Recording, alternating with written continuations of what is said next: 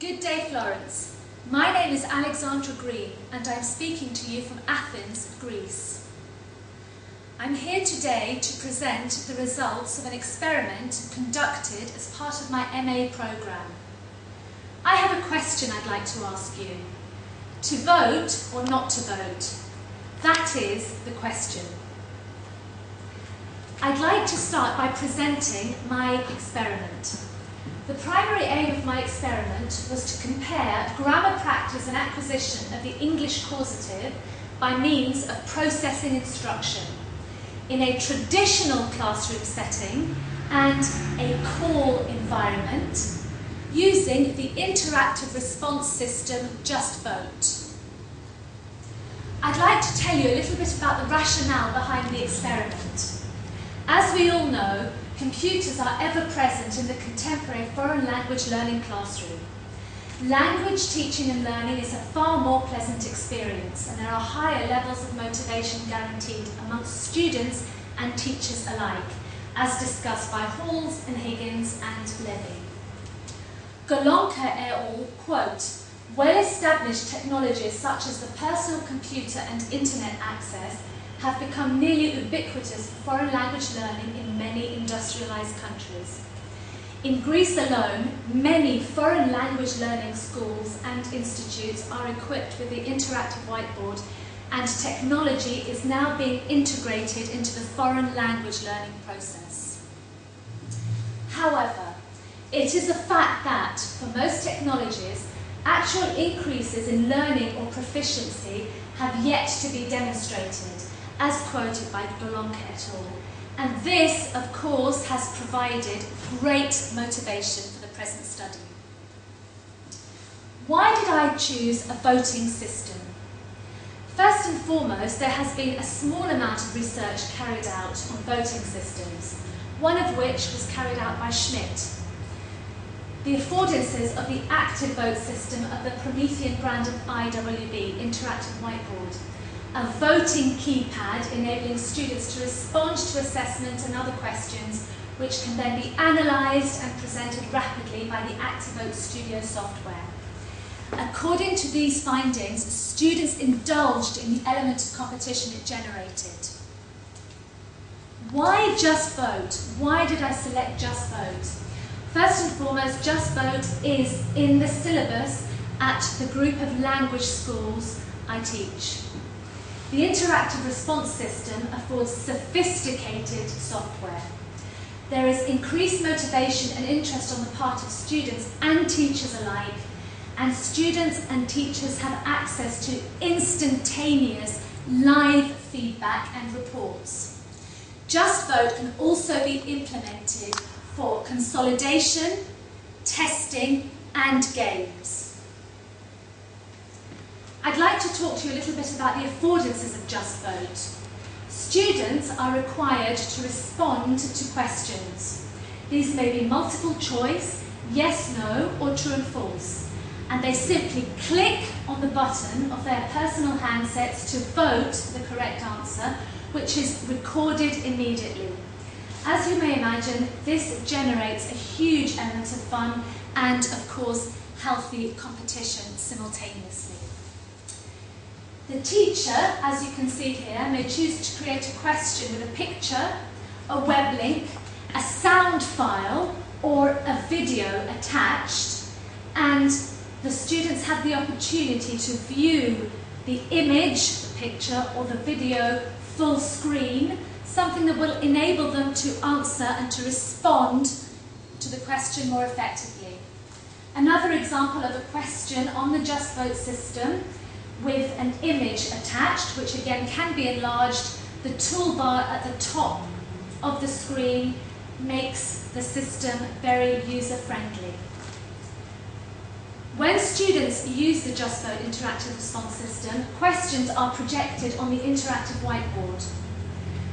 The affordances of the interactive whiteboard today are very well known. According to Toscu, the interactive whiteboard boosts student interest and engagement, and it has, of course, brought the wow factor into the classroom, according to OR. Golonka et al. Discuss how the interactive whiteboard enhances students' ability to memorize material. The board promotes independent learning and students feel more motivated to practice material they have already learned and encountered. Of course, the interactive whiteboard appeals to all learning styles: kinesthetic, auditory, visual. An image here of the interactive whiteboard and its affordances: vibrant colour that can be accompanied by images, motion, that make the language learning experience far more interesting and effective. I'd like to give you an insight into processing instruction, the grammar instruction implemented during this experiment.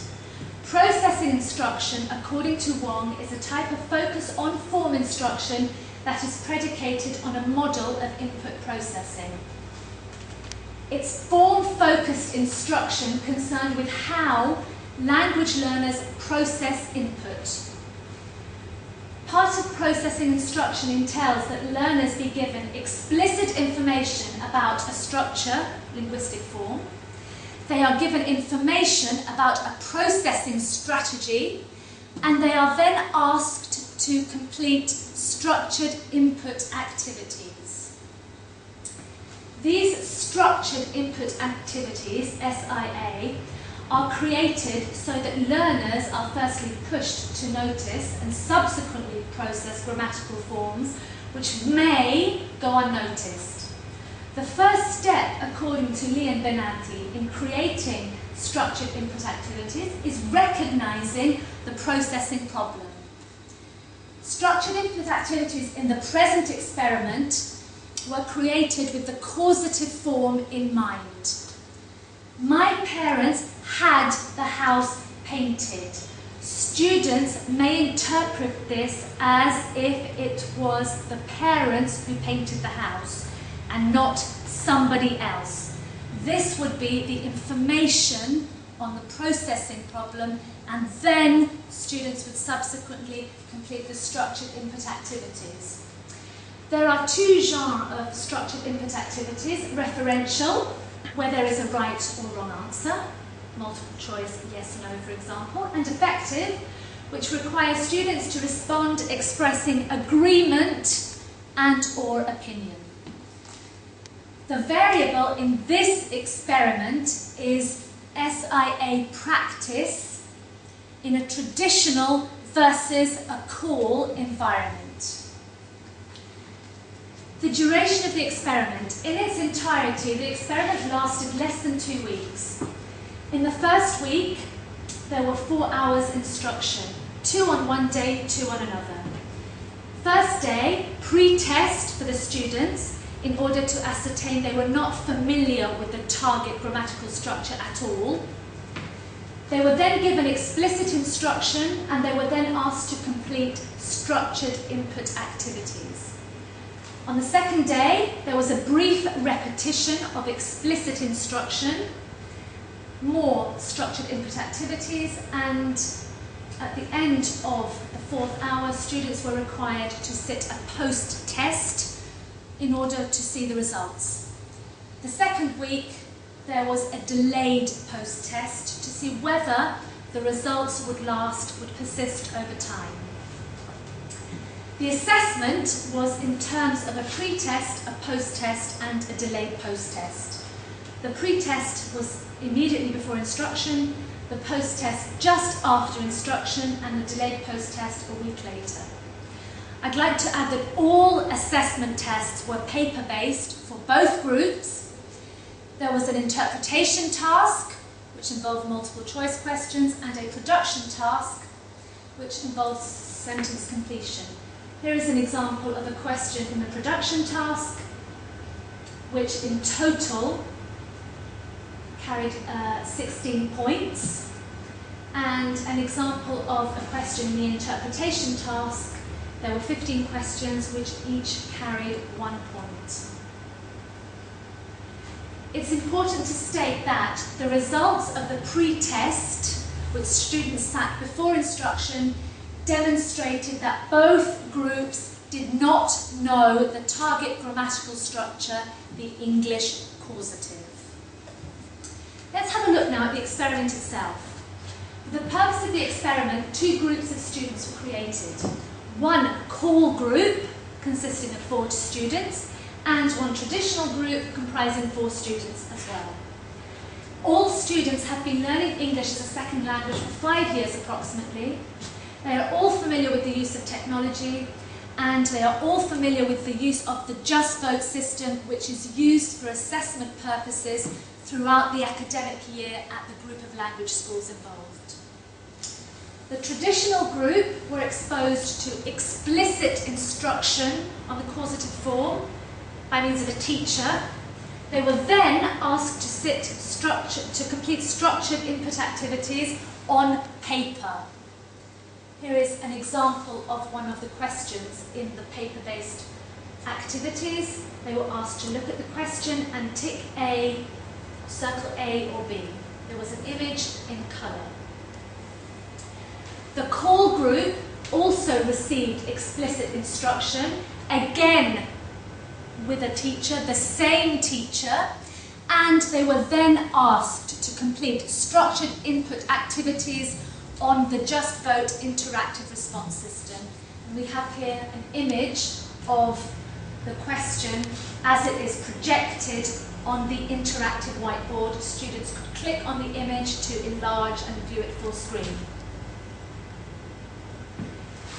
And now, after both groups were exposed to explicit instruction by the same teacher, they went their separate ways to complete structured input activities, the core group on a computer, the traditional group paper-based. We have the much anticipated results. In terms of the interpretation tasks, the core group demonstrated a mean of 6,25 in the pre-test, which increased significantly to 14.50 in the post-test, and subsequently decreased to 10,25 in the delayed post-test. The traditional group, whose mean was 6 in the pre-test, did increase their mean to 12 in the post-test, and likewise they decreased to 10 in the delayed post-test. With regard to production tasks, the core group demonstrated a mean of 5,25 in the pre-test, which rose considerably to 13 in the post-test and decreased to 8,25 in the delayed post-test. The traditional group, whose mean was 3 in the pre-test, increased to 9,25 in the post-test, and quite surprisingly increased insignificantly, however, to 9.50 in the delayed post-test. As a summary, therefore, the core group did manage to outperform the traditional group significantly in the immediate post-test in terms of production and interpretation. In the delayed post-test, however, there was an insignificant difference between the results of both the groups. As a response, therefore, to my question, to vote or not to vote, I believe the answer is yes. I believe that we need further experimentation to ensure long-term results. And as such, I propose that we conduct further research which would involve 2 groups. Once again, a core group and a traditional group. The core group, however, would do the assessment, instruction, and the structured input activities solely on a computer. As in this group, in this situation, there will be a computer on every desk, as quoted by Bax, of every student, and there would be no teacher to deliver the instruction. It would all be delivered via the computer. This, of course, would pave the way, if you like, to computer-based language testing versus paper-based language testing as solely.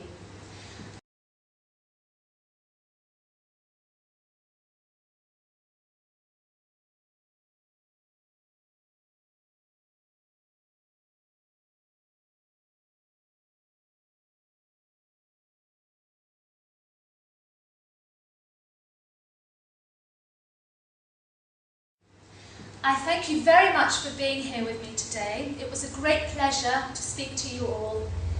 Thank you and goodbye.